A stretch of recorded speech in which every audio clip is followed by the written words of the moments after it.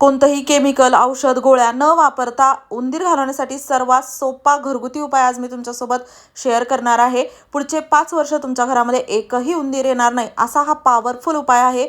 सर्व वस्तू घरातीलच आहेत, त्यामुळे 0 खर्चामध्ये तुम्ही याला बनवू शकता आणि रोज रोज बनवण्याची देखील गरज नाही. एकदा बनवा, भरपूर दिवस तुम्हाला याचे फायदे मिळतील आणि यासाठी आपल्याला अगदी बेसिक घरातील वस्तू लागणार आहेत. त्यामुळे पूर्ण रिझल्ट हवा असेल तर व्हिडिओ देखील पूर्ण बघा. आवडल्यास मित्रपरिवारासोबत शेअर करायला विसरू नका. आणि इथे बघा, इथे आपल्याला एक लागणार आहे वाटी. वाटीमध्ये आपल्याला टाकायचं आहे 1 चमचा साखर. इथे वाटी तुम्ही म्हणजे कोणतीही वापरू शकता, असं काही नाही, पण दररोजच्या खाण्यापिण्यामध्ये जी वापरता ती न वापरता इतर कोणती तरी वापरा, म्हणजे कसं 2-3 वेळा त्याला धुतल्यानंतर परत तुम्हाला त्याला वापरता येईल. आता 1 चमचा साखर मी यामध्ये टाकलेली आहे. त्यानंतर आपल्याला अर्ध लिंबू यामध्ये पिळायचा आहे. अर्ध लिंबाचा रस आपल्याला यामध्ये टाकायचा आहे आणि हे व्यवस्थित आपल्याला यामध्ये मिक्स करायचं आहे. लिंबू नक्की वापरा, अजिबात स्किप करू नका, कारण की लिंबू एक ॲसिडिक आहे. त्यामुळे ना आपल्याला याचे भरपूर इथे फायदे होणार आहेत, कारण की आपण एक असं घरगुती सॉफ्ट असं एक केमिकल तयार करणार आहोत जे आपल्याला काही नुकसान होणार नाही आणि 0 खर्चामध्ये बनतं आणि याचे रिझल्ट आपल्याला मिळतात उंदीर घालवण्यासाठी. तर यानंतर ना बघा, यामध्ये मी टाकलेलं आहे 1 चमचाभर मीठ. जितके साखर घेतली ना तितकंच मीठ घ्यायचं आणि ते आपल्याला टाकायचं आहे या साखरेच्या आणि या लिंबाच्या मिश्रणामध्ये. आणि त्यानंतर ना आपल्याला इथे लागणार आहे खायचा सोडा. खायचा सोडा आपण इथे घेतलेला आहे 1 चमचाभर. 1 चमचाभर खायचा सोडा आपल्याला यामध्ये टाकून चांगला व्यवस्थित मिक्स करायचा आहे. तर यामध्ये लिंबू आहे, खायचा सोडा आहे, त्यामुळे हे पूर्ण असं मिश्रण फेसाळतं, पूर्ण असं डबल झाल्यासारखं होतं. यामध्ये केमिकल रिॲक्शन होतं जे की खूप गरजेचं आहे आणि हे केमिकल रिॲक्शन कमी होण्या अगोदर, संपण्या अगोदर यामधील आपल्याला पुढच्या इतर गोष्टी टाकायच्या आहेत. थोडंसं याला मी मिक्स करून घेतलं. अजूनही यामध्ये भरपूर असा फेस आहे. यानंतर आपल्याला इथे लागणार आहे बोरिक पावडर. बोरिक पावडर किराणा मालाच्या दुकानात, मेडिकलच्या शॉपमध्ये सहज मिळतं. जे आणि तुमच्याकडे बोरिक पावडर नसेल तर तुम्ही धान्यामध्ये जे किडे लागू नये म्हणून पावडर वापरताना ते पावडर 2 चमचे टाकलं तरी चालतं आणि बोरिक पावडर असेल तर 1 चमचा टाका. यामध्ये बघा, बोरिक पावडर ना 10 रुपयाला भरपूर मिळतं, त्यामुळे काही यामध्ये खर्च नाही आणि तुम्ही याला वेगवेगळ्या ठिकाणी अजूनही घरामध्ये वापरू शकता आणि भरपूर जणांच्या घरामध्ये देखील असतंच.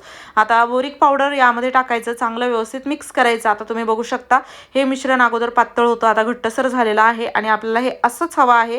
त्यानंतर ना बघा, यामध्ये जर अजून हे पातळ वाटत असेल तर थोडं बोरिक पावडर टाका, चालतं. थोडं घट्टसरच हे करून घ्यायचं आहे. जेवढं बसेल तेवढं आपण बोरिक पावडर टाकणार आहोत. आणि त्यानंतर ना बघा, आपल्याला इथे लागणार आहे तंबाखू.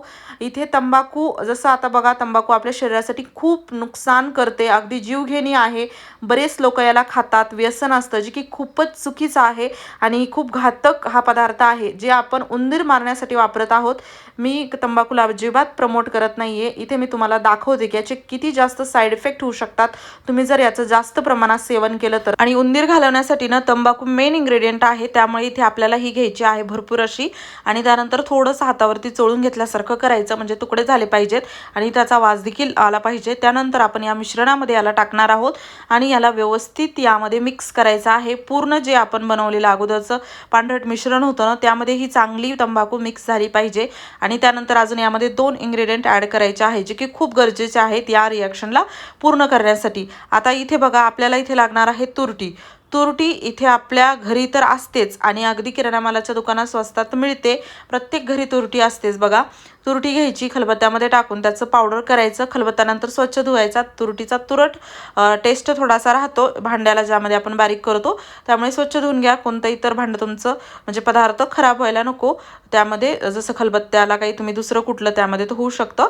त्यामुळे ना इथे मी अगोदरच पावडर करून ठेवलेलं आहे, तर ते पावडर मी टाकलेलं आहे अर्धा चमचा या मिश्रणामध्ये. आणि त्यानंतर आपल्याला इथं टॅल्कम पावडर, म्हणजे आपण जे सुगंधित पावडर वापरतो घरामध्ये कोणत्याही ब्रँडचं तुमच्याकडे जे असेल ते टॅल्कम पावडर 1 चमचाभर यामध्ये टाकायचं आहे.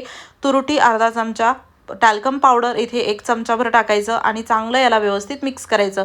कोणतंही सुगंधित पावडर जे तुमच्याकडे आहे ते तुम्ही टाका नक्की, कारण की काय होतं बघा, यामध्ये जे आपण केमिकल रिॲक्शन बनवणार आहोत तर त्याचा वेगळा असा वास येऊ नये, त्यामुळे आपण इथे हे टॅल्कम पावडर वापरलेलं आहे.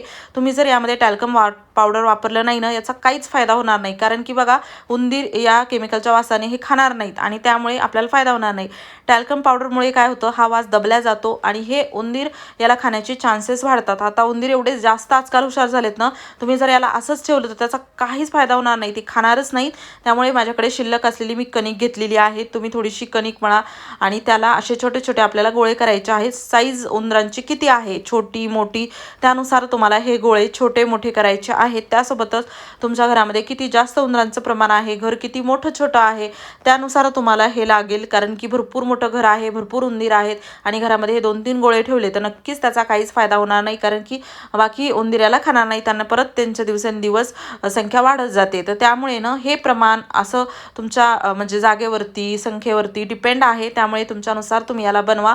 तर बघा आता एक 7-8 उंदीर जर असतील ना तुमच्या घरामध्ये, किंवा 2-3 उंदीर दिसतात तुमच्या घरामध्ये इकडे तिकडे, तर तुम्ही असे एक 6-7 हे गोळे तयार करू शकता. किंवा त्यापेक्षा जर 7-8 असतील तर 10-1 गोळे करा आणि 2-3 उंदीर असतील तर 4-5 गोळे करा.